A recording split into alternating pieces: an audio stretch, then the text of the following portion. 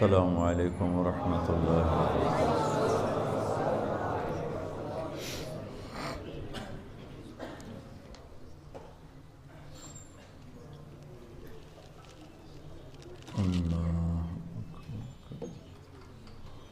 بسم اللہ الرحمن الرحیم، الصلاۃ والسلام علی رسولہ الکریم وعلی آلہ وصحبہ اجمعین۔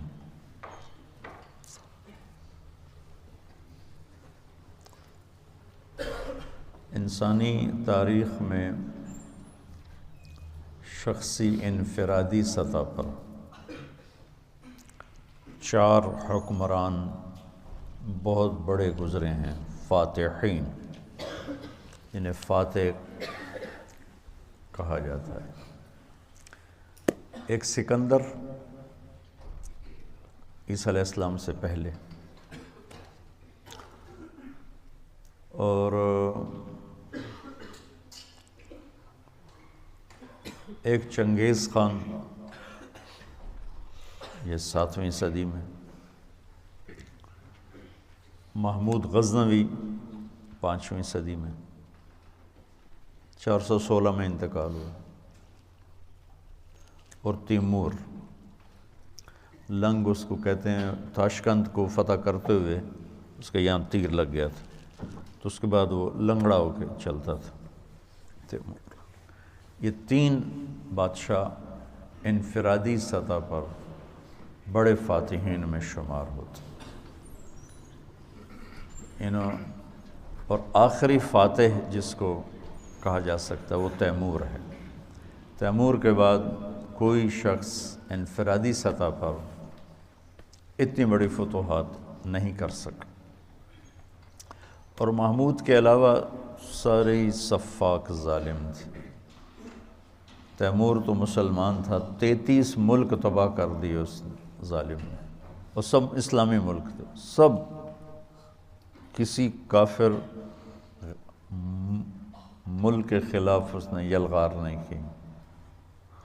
وہ ایک شاہی سطح پہ لٹیرا ٹائپ تھا، لوٹ مار کرتا تھا، دلی کو بھی فتح کیا، لوٹ مار کرنے آیا تھا۔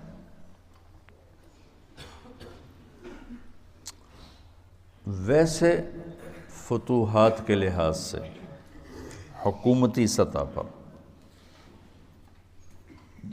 جو برطانیہ نے فتوحات دنیا انسانیت میں اور انسانی تاریخ میں کی ہیں، اس کی مثال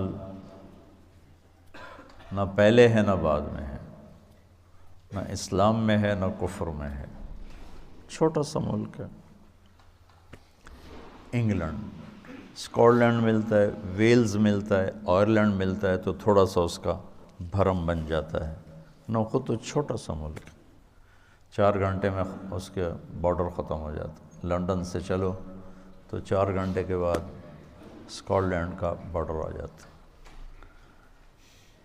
تو اس قوم میں کیا وہ صفات تھیں، وہ تو ایک لمبی کہانی، کہ نہ اسباب، نہ وسائل، نہ موسم سازگار، نہ عددی طاقت، اور اتنی بڑی سلطنت کے مالک بنے ہیں کہ ہر بر اعظم پہ حکومت کی یہ صرف انہی کو ملا۔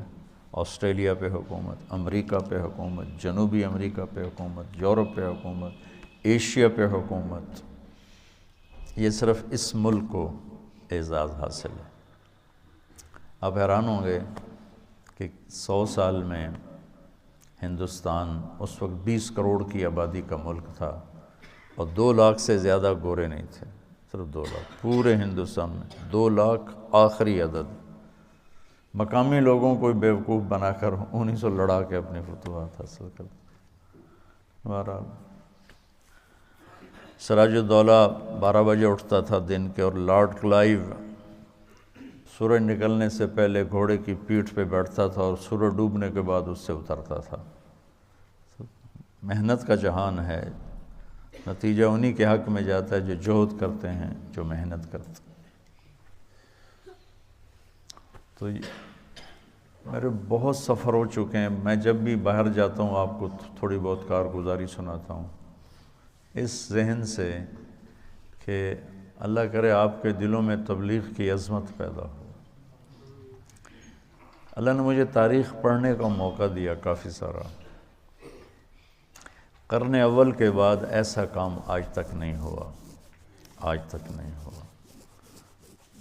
تو میرا یہ چاہتا ہے کہ آپ سب کی طاقت اس میں خوش دلی سے لگے، اور آپ اپنے اندر کے وجدان سے تبلیغ کا کام کرو، ہمارے پریشر میں یا شرم میں یا حیا میں نہیں، بلکہ اپنے ذاتی جذبے سے یہ کام کرو کہ ہم سب موت کے مسافر ہیں، ہم سب آخرت کی طرف چل رہے ہیں، اور ہر آدمی اپنے ساتھ کوئی سامان لے کے جا رہا ہے، تو زاد سفر ساتھ رکھنا عقل مندی ہے۔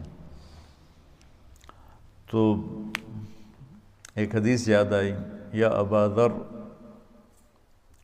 جدد السفینۃ فإن البحر عمیق، کشتی مضبوط بنا لے، سمندر بڑا طوفانی ہے۔ وَأَكْثِرْ مِنَ الزَّادِ فَإِنَّ السَّفَرَ طَوِيلٌ، اور راستے کا کوئی پیسہ ٹکا ساتھ رکھ لے، سفر بڑا لمبا ہے۔ وَخَفِّفِ الْحَمْلَ فَإِنَّ الْعَاقِبَةَ كَؤُودٌ، اور دنیا کے بوجھ سر پہ تھوڑے رکھنا کہ خود ہی اٹھانا ہے تمہیں، اور گھاٹی بڑی مشکل ہے، اس میں سے گزرنا اس کے لیے آسان ہوگا جس کے سر پہ وزن تھوڑا ہوگا۔ وَأَخْلِصِ الْعَمَلَ فَإِنَّ النَّاقِدَ بَصِيرٌ، اور عمل کو خالص رکھنا، پرکھنے والے کی نگاہ بڑی تیز۔ تو ہم سب موت کے مسافر ہیں، آخرت کی طرف ہر آنے والا لمحہ ہمیں موت کے قریب کر دیتا ہے۔ تو اس جہان اور اس جہان کا بہترین زاد راہ وہ دعوت اللہ ہے۔ تو میرا جی چاہتا ہے کہ آپ شوق سے جاؤ، چھٹیاں ہوتی ہیں تو یقیناً گھر جانے کو جی چاہتا ہے، اس میں کوئی شک نہیں۔ اس جی چاہے کو توڑنا، وَنَهَى النَّفْسَ عَنِ الْهَوَىٰ فَإِنَّ الْجَنَّةَ هِيَ الْمَأْوَىٰ وَأَمَّا مَنْ خَافَ مَقَامَ رَبِّهِ وَنَهَى النَّفْسَ عَنِ الْهَوَىٰ فَإِنَّ الْجَنَّةَ هِيَ الْمَأْوَىٰ۔ اس میں گھر جانا ایک طبعی شوق ہے۔ ہم رائمنڈ میں پڑھے، رائمنڈ سے عالی فضا تو تبلیغ کی دنیا میں کہیں نہیں تھی، لیکن جب چھٹی قریب آتی تھی جی چاہتا تھا گھر چلے جائیں، لیکن اللہ نے لگوائے رکھا، چلا لگوائے رکھا۔ اتنی عمر گزر گئی، بیماری کی وجہ سے چند ایک میرے چلے ناغہ ہوئے، ورنہ 2014 تک چلا میرا کسی نہ کسی حال میں ضرور کہ میری ذاتی ضرورت، میں اپنی ضرورت سمجھ کے نکلتا، میں کوئی لوگوں کے لیے نہیں نکلتا ہوں، اپنی ذات کے لیے نکلتا ہوں۔ اس وقت یہ سب سے بہترین محنت ہے بچوں، اپنے اخلاق بنانے کی، ایمان بنانے کی، کردار بنانے کی۔ باقی محنتوں میں ذوف آ چکا ہے، اس میں بھی ذوف ہے، اس میں بھی ذوف ہے، یقینی بات ہے زمانے کے ساتھ، لیکن باقیوں کی نسبت اس میں کمزوری کم ہے، ادھر زیادہ ہے۔ جو یہاں آپ ایک مجاہدے کے ساتھ ایک چلہ لگا لیتے ہو، وہ آپ کے تزکیہ میں بہت بڑا کردار ادا کرتا۔ اور پھر اخرجت للناس والی ذمہ داری صرف اسی محنت سے ہو رہی ہے اور کہیں نہیں ہو رہی۔ اخرجت للناس، اخرجت للناس، اس آیت کو صرف تبلیغ والوں نے زندہ کیا کہ دنیا کے ہر کونے تک پہنچے، ہر کنارے تک پہنچے اللہ کے پیغام کو لے کر۔ تو میں سب سے پہلے 1982 میں گیا تھا انگلستان، اس وقت میری ابھی شادی بھی نہیں ہوئی تھی، اور ایسی مشورے میں بیٹھے تھے رائمنڈ، میں رائمنڈ میں ہوتا تھا، تو انگلینڈ کی جماعت بننے لگی چلے کی، تو وہ جس کا ایک لمبا سفر ہو چکا ہو اور شادی شدہ ہو، یہ دو شرطیں لازمی ہیں چھوٹے سفر جانے کے لیے۔ یہ چلے کی جماعت تھی، لہٰذا ہم تو غافل بیٹھے تھے، ٹھیک ہے ابھی بن جائے گی۔ میرے ساتھ بیٹھے تھے عبدالحلیم صاحب رحمۃ اللہ علیہ، ملتان کے بڑے اکابر تبلیغ میں تھے، ساری زندگی تبلیغ میں لگا دی۔ تو وہ مجھے مذاقاً کہنے لگے تیرا نام لے دوں؟ تو میں نے بھی ہنستے ہنستے کہہ دیا لے دو، لے دیں، کیونکہ ان کو بھی پتہ تھا کہ طے نہیں ہوگا، مجھے بھی پتہ کہ طے نہیں ہوگا، تو ہم دونوں نے اس کو مذاق بنا لیا کہ تیرا نام لوں؟ میں کہا لے دو۔ تو جب وہ 3-4 نام طے ہو گئے تو انہوں نے کہا جی طارق جمیل بھی چلا جائے؟ تو عبداللہ صاحب نے فرمایا ہاں یہ بھی چلا جائے۔ تو وہ میں بھی ایسے ہو گیا اور وہ سارے ایسے ہو گئے۔ تو مولانا ظاہر شاہ صاحب رحمۃ اللہ علیہ فرمانے لگے اس کا تو کوئی سفر نہیں ہوا۔ کہنے لگے کوئی بات نہیں، خدا بخش ساتھ ہے، سنبھال لے گا۔ بھائی خدا بخش صاحب امیر تھے، اس کی شادی بھی نہیں ہوئی، کہا کوئی نہیں خدا بخش اس کے ساتھ ہے، اس کو سنبھال لے گا۔ میں ہکا بکا حیران، میں یہ کیا ہو گیا؟ مجھے تو خواب و خیال بھی نہیں تھا کہ ایسے ہو جائے گا۔ تو سارے مشورے والے بھی حیران ہو گئے، اللہ نے میرا نصیب لکھا ہوا تھا۔ یہ میرا بیرون ملک کا پہلا سفر انڈیا تھا مارچ میں، اور یہ دسمبر میں تھا، باہر بیٹھے میں تھے۔ تو عبدالحلیم صاحب فرمانے لگے جلدی جا، پاسپورٹ بھی لے کے آ، پیسے بھی لے کے آ۔ تو اس وقت خیبر میل آنے والی تھی، وہ سامنے نظر آتی تھی، کوئی آبادی نہیں، کوئی گھر نہیں۔ ہم رائمنڈ کے صحن میں بیٹھ کر ریلوے کی پٹڑی دیکھتے تھے، بیچ میں رکاوٹ ہی کوئی نہیں تھی، ٹرینوں کو گزرتے دیکھتے تھے۔ تو گاڑیاں ہمیں ازبر ہوتی تھیں، میں فلاں گزر گئی، فلاں گزر گئی۔ تو میں نے دیکھا خیبر میل آنے والی، میں نے وہیں سے دوڑ لگائی۔ وہ ایک گیٹ اس طرف ہوتا تھا جنوب کی طرف، وہ بند رہتا تھا۔ تو اس وقت ہمت جوانی، میں نے جمپ لگایا، گیٹ کو پکڑ کے چھلانگ لگا کے ادھر گرا اور دوڑ لگا۔ ادھر میں نے دوڑ لگائی، ادھر خیبر میل آنا شروع ہو گیا۔ میں کہ لے مارا گیا، نہیں پکڑ سکتا۔ خیر بھاگتے بھاگتے بھاگتے خیبر میل حرکت میں آ گئی، اور میں نے آخری ڈبے کا جا کے ڈنڈا پکڑا، میں اس پہ سوار ہو گیا۔ خرچہ پتہ کتنا تھا اس وقت؟ 10,000 انگلینڈ کا جانے کا، 8,000 کا ٹکٹ تھا اور 2,000 اوپر خرچہ ہونا تھا۔ 4 روپے کا ڈالر تھا، 19 روپے کا پاؤنڈ تھا۔ تو میں گھر گیا، پاسپورٹ لیا، پیسے لیے، اور شام کو کسی گاڑی سے پھر میں رات ٹھہرنا پڑا، چونکہ خیبر میل شام کو پہنچتی ہوں۔ اگلے دن صبح میں وہاں پہنچ گیا۔ پہلا سفر ہمارا 1982 میں کراچی سے ہماری پرواز تھی، PIA، پہلے دبئی، پھر استنبول اور پھر لنڈن۔ تو یہ ہمارا 1982 کا پہلا سفر تھا۔ مجھے جانتے بھی کوئی نہیں تھے، جوڑ تھا۔ تو قاضی صاحب رحمۃ اللہ علیہ، خدا بخش صاحب رحمۃ اللہ علیہ،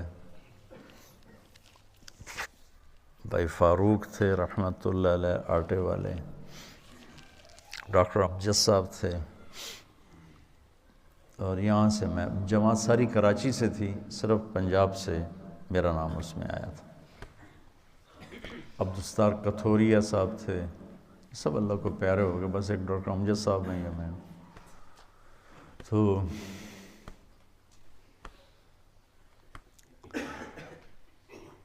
پہلی دفعہ ٹھنڈ میں گئے، نہ اتنی ٹھنڈ کبھی دیکھی تھی۔ جو ہی باہر نکلے تو لگا سارا خون ہی جم گیا ہے۔ لندن مرکز چھوٹا سا، پرانا سا، بدبو آئے اس میں، وہاں ہماری جماعت ٹھہری۔ 2 دن کے بعد ہم ڈیوزبری گئے، تو جوڑ تھا، یہ جتنے آپ بیٹھے ہو نا، بس اتنا مجمع تھا، پورے ڈیوز انگلینڈ کے اجتماع کا اتنا مجمع جتنا آپ بیٹھے بس، اور اس میں بھی کوئی چل پڑا ہے، کوئی آ رہا ہے، کوئی جا رہا ہے۔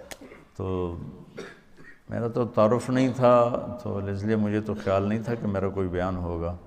ہاں عربی میری بہت اعلیٰ تھی اس وقت، تو ترجمانوں نے مجھے جاتی لگا دیا بیان کا ترجمہ، تو میں بھی اپنا لگ گیا ترجمے میں۔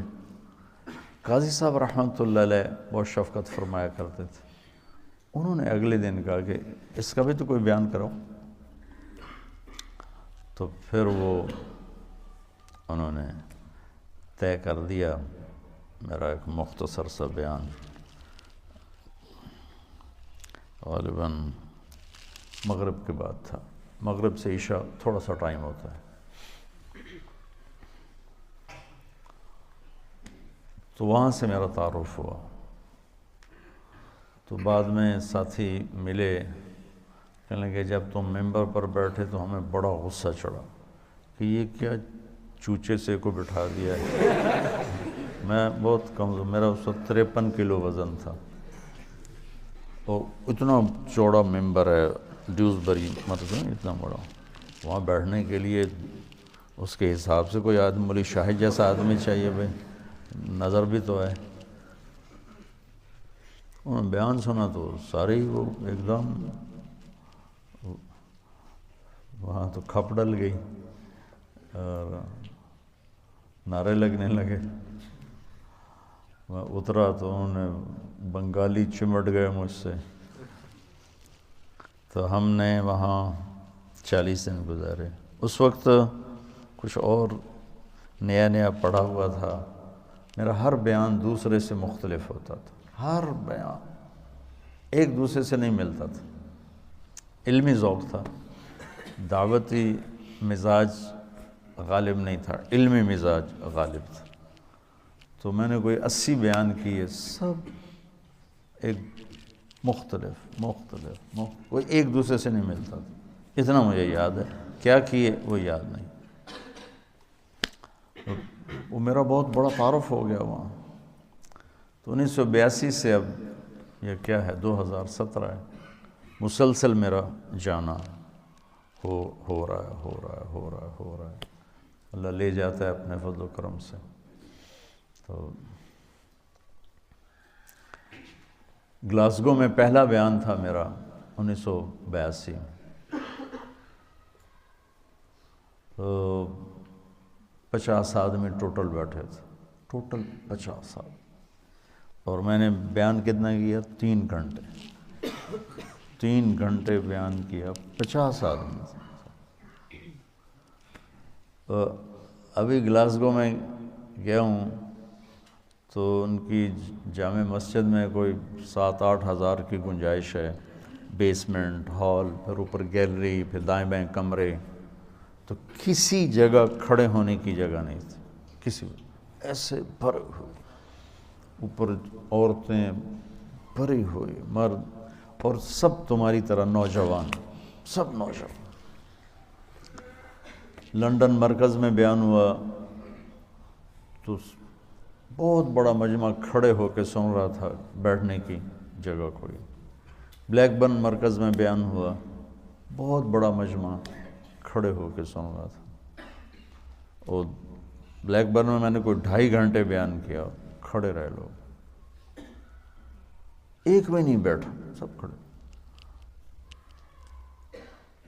وہاں گلاسگو میں بھی ایسے ہی دیکھا کہ جن کو نیچے بیسمنٹ میں جگہ مل رہی وہ نیچے نہیں جاتے، وہ دروازے میں کھڑے ہو کے بس دیکھنا چاہتے ہیں، دیکھ کے سننا چاہتے ہیں۔ تو تبلیغ کے کام کے اثرات کس طرح معاشرے پر پڑے، یہ آپ یہاں بیٹھ کے نہیں سمجھ سکتے۔ وہ تھوڑا تھوڑا آپ کا مطالعہ ہے، اور شیطان آپ کو صاحب رائے بنا دیتا ہے، اور پھر آپ خود اپنی رائے قائم کرنا شروع کر دیتے ہیں، اس سے آپ مار کھا جاتے ہیں اور گھاٹے کے سودے کر بیٹھتے ہیں۔ اللہ نے میری حفاظت فرمائی، میں نے اپنے فیصلے خود کبھی نہیں کیے تھے، حالانکہ جتنا میں پڑھتا تھا نا تم اس کا 100واں بھی نہیں پڑھ سکتے اس وقت کی بات۔ اب تو مجھے مدت ہوئی ہے یار کو مہماں کیے ہو، ماں ہرچہ خواندائیں فراموش کردائیں، بھول بھلیں ہو، لیکن میں 1 منٹ میرا خالی نہیں ہوتا تھا، کھانا، سونا، نماز، وضو، یہ 3-4 کام ایسے ہیں جس میں اور کوئی کام ہو نہیں سکتا۔ اس کے علاوہ میرا 1 منٹ بھی کتاب سے خالی نہیں ہوتا تھا، 1 منٹ اس طرح پڑھا۔ لیکن تمہاری طرح مجتہد نہیں بنا میں، جو مجھے کہہ دیا میرے استادوں نے میں نے سر جھکا دیا، تو ٹھیک، اور آج تک میرا یہی حال ہے، ٹھیک جو آپ فرمائیں، ٹھیک۔ اس سے بہت بڑی حفاظت کا نظام چلتا ہے۔ وَلُزُومَ جَمَاعَةِ الْمُسْلِمِينَ فَإِنَّ دَعْوَتَهُمْ تُحِيطُ مِنْ وَرَائِهِمْ 3 لا يغل عليه قلب المؤمن: اخلاص العمل للہ، والمناصحة لولاة الأمور، ولزوم جماعة المسلمین فإن دعوتهم تحیط من ورائهم۔ اجتماعی نظام کے ساتھ کٹھے چلنے سے ان کی دعائیں تمہیں اپنے گھیرے میں لے لیتی ہیں، اور تم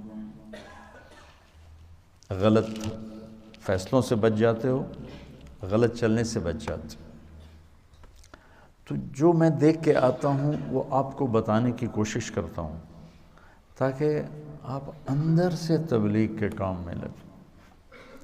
تمہاری ترجیحات میں تبلیغ، واللہ واللہ واللہ مدرسوں کی اب ضرورت کوئی نہیں ہے، جتنے ہیں بہت کافی۔ یہ کیوں بنائے ہیں کہ جس رخ سے میں سوچ رہا ہوں اس لحاظ سے اتنا قحط ہے کہ اندھیرا چھایا ہوا ہے، کہ ایسی نسل علماء کی جو ایک ریڑھی والے کے بھی پاؤں پکڑ کے اسے اللہ کی ماننے کے لیے تیار کریں، یہ مجمع کوئی نہیں۔ جنہیں گرے سے گرے پڑے تک کو بھی اللہ کی بات پہنچانے میں آر محسوس نہ ہو، یہ کوئی نہیں۔ میں چاہتا ہوں تم ایسے بن جاؤ، تمہارا فائدہ ہوگا۔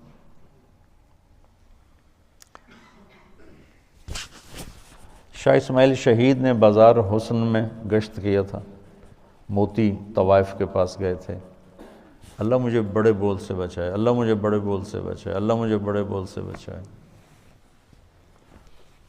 1831 میں ان کی شہادت ہوئی ہے، 1831۔ تو 1831 سے پہلے کا زمانہ، یعنی 1810-20 کا زمانہ لگا لو، جب وہ دلی میں ہوتے تھے۔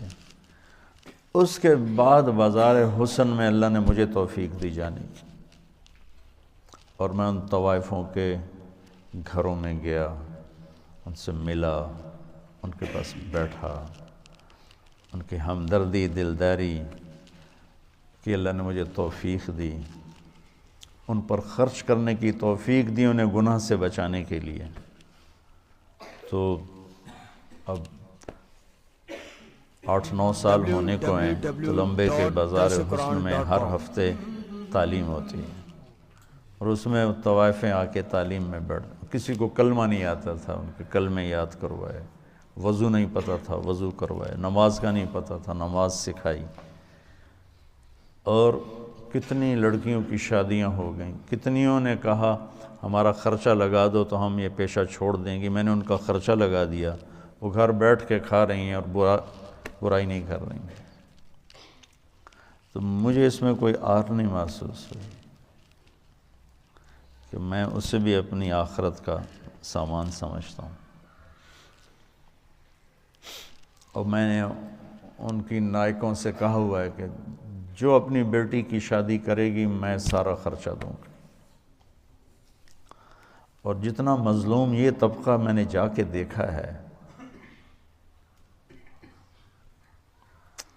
بہت مظلوم طبقہ ہے، بہت مظلوم طبقہ۔ مرد کی ہوس پوری ہوتی ہے اور لڑکی کے ماتھے پہ طوائف کا داغ لگ جاتا، اور وہ اسی طرح سیٹھ صاحب بھی ہوتا ہے، چودھری صاحب بھی ہوتا ہے، میاں صاحب بھی ہوتا ہے، سردار صاحب بھی ہوتا ہے، مہر صاحب بھی ہوتا ہے، وہ اسی طرح ہوتا ہے، اس کا کالر سفید رہتا ہے، لڑکی کے ماتھے پہ طوائف کا داغ لگ جاتا، پھر 7 سمندر کا پانی بھی اسے دھو نہیں سکتا۔ اور یہ داغ لگانے والے سارے عیاش لوگ، جن کی عیاشی پر تو پردہ پڑ گیا اور اس کے ماتھے پہ کالا داغ لگ گیا۔ ایک ماں بڑی طوائف ہے، اس کی بیٹیاں جوان ہیں، تو میں نے کہا تو ان کا کوئی رشتہ تلاش کر، میں سارا خرچہ تمہیں دوں گا، شادی کرائیں۔ اور کہنے لگی مولانا صاحب طوائف کے کوٹھے پہ کون رشتہ مانگنے آتا ہے؟ مجھے لگا جیسے کسی نے میرا دل چیر کے رکھ دیا۔ طوائف کے کوٹھے پہ رشتہ مانگنے کون آتا؟ یہاں تو عزت سے کھیلنے آتے ہیں، رشتہ لینے کوئی نہیں آتا۔ تو مجھے اللہ کے فضل سے میں اسے اپنی آخرت کا سامان سمجھتا ہوں کہ کم از کم ایک پورا محلہ طوائفوں کا، اس میں نمازیں شروع ہو گئی ہیں، کئیوں کو میں نے عمرے کروائے، ان کو عمرے پہ بھیجا۔ آج ابھی یہاں آنے سے پہلے ان کا جو ایک مردوں میں ایک بڑا چودھری ہوتا ہے، ایک عورتوں میں ہوتی ہے، ان کا اپنا ایک پورا نظام ہے۔ میں نے اسے فون کر کے کہا تم تیاری کرو، میں تمہیں عمرے پہ بھیجتا ہوں۔ اس نے مجھے اتنی دعائیں دیں، اتنی دعائیں دیں۔ تو میں چاہتا ہوں تبلیغ تمہارے اندر اس طرح اترے۔ یہ وقت کا سب سے بڑا تقاضا ہے کہ ہم لوگوں کے پاؤں پڑھ کے ان کو اللہ کا راستہ بتا دیں۔ اس سے عظیم اور برتر محنت ابھی اور کوئی نہیں ہے۔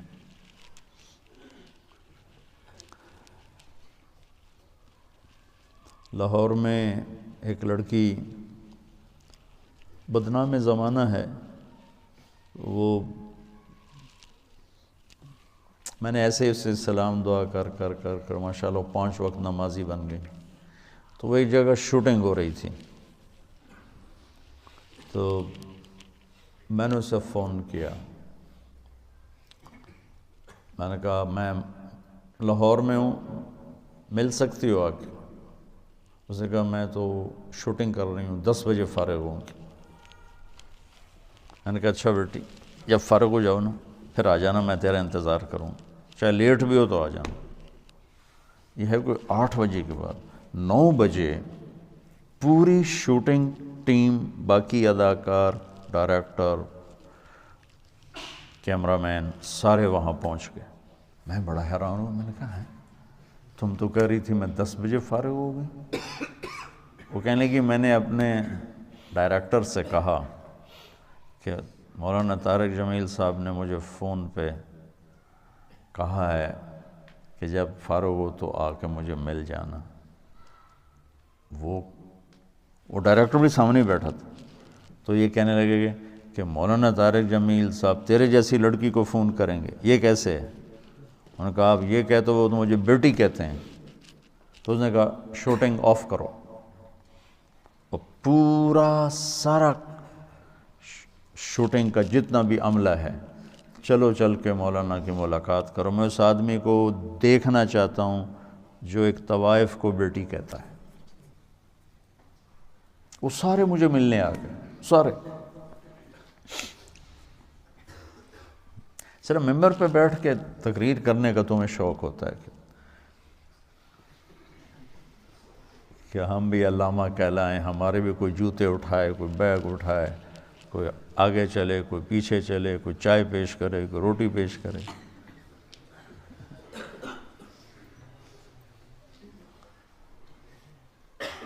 میری تمنا ہے کہ اللہ آپ کے اندر تبلیغ زندہ کر دے، پھر چاہے ممبر پہ بیٹھو، کرسی پہ بیٹھو، درسگاہ میں بیٹھو، دکان پہ بیٹھو، گھوڑے پہ بیٹھو، گاڑی پہ بیٹھو، ہوا میں اڑو، تبلیغ تمہارے اندر ہو۔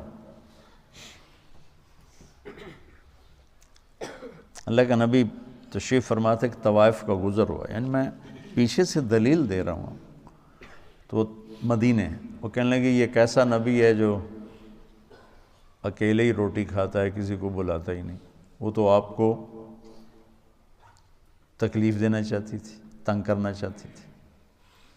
تو آپ فرماتے طوائف ہے اس کو دھکے دے کے باہر نکالو. آپ نے فرمایا آ جاؤ، آ جا، بیٹھ جا. ساتھ بٹھا لیا.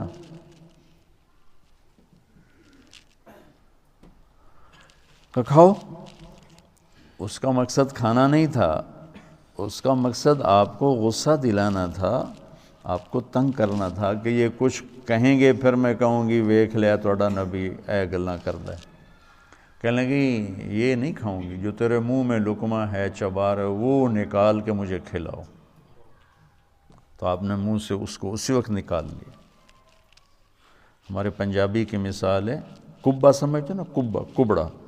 کبے نو کہیں لت ماری وہ سدھا ہو گیا. اس نے کہا بھائی تیری مہربانی.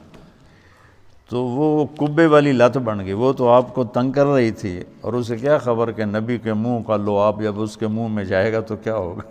آپ نے اپنے ہاتھوں سے نوالا نکال کے اس کے منہ میں ڈالا، ساتھ ہی اس کا سینہ روشن ہو گیا. وہ کلمہ پڑھ گئی اور مدینے کی شریف ترین خواتین صحابیہ بن گئی. تو اب ہمارے ایک بزرگ تھے ڈاکٹر اسلم صاحب رحمۃ اللہ علیہ، رائمنڈ میں زندگی گزاری. جب میں رائمنڈ پڑھتا تھا اسی میں فوت ہوئے. فوج میں تھے تو نظام الدین گئے تو مولانا الیاس صاحب رحمۃ اللہ علیہ سے کہنے لگے میرے پاس آدھا گھنٹہ ہے، اب مجھے تبلیغ سمجھا دیں. تو مولانا الیاس صاحب رحمۃ اللہ نے فرمایا کیا کرتے ہو؟ کہا جی میں ڈاکٹر. تو ایک سامنے بڈھا سا نا میواتی بیٹھا تھا، بولا کہ اس کو آدھے گھنٹے میں ڈاکٹری سمجھاؤ.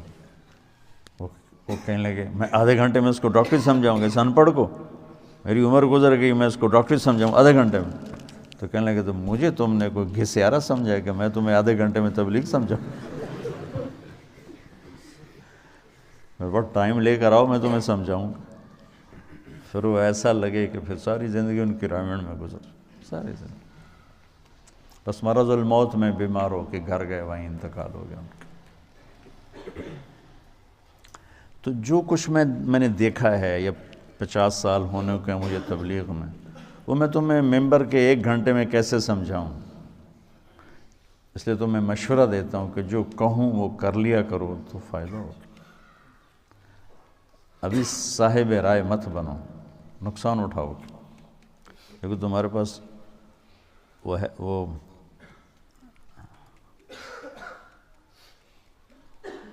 ابو بکر شبلی، یہ نہاوند کے گورنر تھے، نہاوند عباسی دور. تو یہ تشریف لائے جنید بغدادی کے پاس. کہنے لگے جو تیرے پاس ہے یا مفت دے دے یا مول دے دے. عجب واقعہ. فرمانے لگے مفت دوں گا تو قدر نہیں کرو گے، مفت دوں گا قدر نہیں کرو گے، اور مول لیتے ہو تو تیرے پاس پیسے ہی نہیں ہیں، مول کیسے لوگ. قیمتاً لینا چاہتے ہو تو پہلے کوئی پلے دانے تو لیتے ہیں. کہنے کہ کیا کروں؟ کہا گورنر ہی چھوڑ، پھر بات ہوگی. گورنر ہی پہلے چھوڑ. تو گورنر ہی چھوڑ دی. پھر 5 برس ان کی خدمت میں رہے، وہ ایک الگ داستان ہے، کیا کیا کروایا.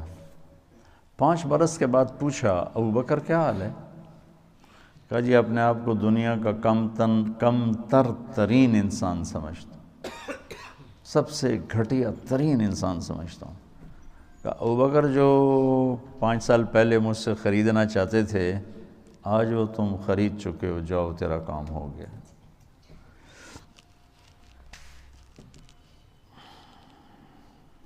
وہ بڑے صاحب کرامات بنے ابو بکر شبلی. تو یہی گزارش ہے کہ بچوں اس عمر میں مجتہد نہ بنو، اس عمر میں اپنی رائے پہ فیصلے نہ کرو، نقصان ہوگا. اپنی طاقت کو تبلیغ میں لگاؤ، پھر اس کے ساتھ باقی سارے شعبوں میں کام کرنا، انشاءاللہ بہت فائدہ ہوگا، بہت فائدہ ہوگا. تو اب ماشاءاللہ ہیتھرو ایئرپورٹ پہ کمرہ بنا ہوا ہے، وہاں نماز پڑھنے کی جگہ موجود. ہم جب 82 میں گئے تھے تو ایک مصلی کی جگہ نہیں تھی. تو ہم ظہر کی نماز پہنچے، دن چھوٹے، ظہر کی نماز قضا ہو رہی تھی، تو امیگریشن چل رہی تھی، لائنوں میں ہم لگے ہوئے تھے. تو ڈاکٹر امجد صاحب نے وہیں اذان دے دی. تو ایک آدمی بھاگ گیا، کیا کر رہے ہو، کیا کر رہے ہو؟ اس کو پتہ ہی نہیں تھا کسی کو اذان کیا ہوتی. کہا جی ہم اپنی عبادت کرنے لگے. پھر ہم نے امیگریشن سے پیچھے ہی چادر بچھا کے اپنی نماز پڑھی. نماز پڑھ سے کہ فارغ ہوئے تو ایک عورت آ گئی کہ تمہارا ہیڈ کون ہے؟ ہم نے کہا یہ کہ آپ لوگ باہر آ جاؤ. انہوں نے باہر بولا کہ ٹھک ٹھک ٹھک ٹھک ہمیں ویزے لگا کے نکل جاؤ. اس وقت ویزا وہیں مل جاتا تھا. اب اللہ کے فضل سے ہر جگہ اللہ نے مسجدیں بنا دی.